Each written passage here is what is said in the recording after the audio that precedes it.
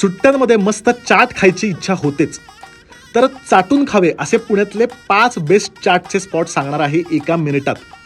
चटकदार भेळ खायला सुरुवात करा शिवाजीनगर रेल्वे स्टेशनच्या बाहेर झटका भेळपासून. इथे लाईन असते, तिखट आणि चटपटीत भेळ. त्यानंतर पाणीपुरी खायला कॅम्पमध्ये जयशंकर पाणीपुरीमध्ये जा.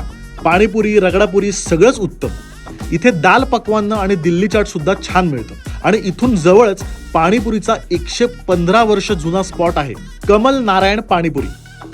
नो नॉनसेन्स पाणीपुरी म्हणतात ना, म्हणजे पाण्यात जेव्हा चव असते ना, बाकी 1760 गोष्टी टाकायची गरजच नाही आणि परफेक्ट मिश्रण आहे.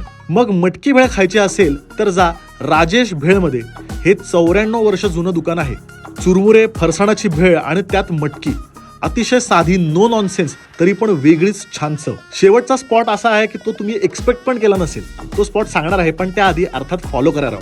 तर पुण्यातली सगळ्यात पहिली एसपीडीपी जिथे मिळायला लागली ते म्हणजे वैशाली हॉटेल. शेव पोटॅटो दहीपुरी या नावाने हा पदार्थ सुरू झाला. एक घास खाल्ला की पैसा वसूल. एक नंबर. कारण असं की ती फ्लॅट पुरी असते आणि त्याच्यावरती बटाटा, शेव, दही, आणि जे दही आहे ते दहीवड्याचं दही असतं, ते गोडसर असतं, शेव ताजी असते आणि त्याची ती एक चटणी असते. त्यामुळे मी आज सुद्धा एसपीडीपी एन्जॉय करतोय. अजून चाटचे बरेच स्पॉट्स असतील मला माहिती आहे. मला नक्की कमेंटमध्ये सांगा, तिथे पण नक्की मी खायला जाईन.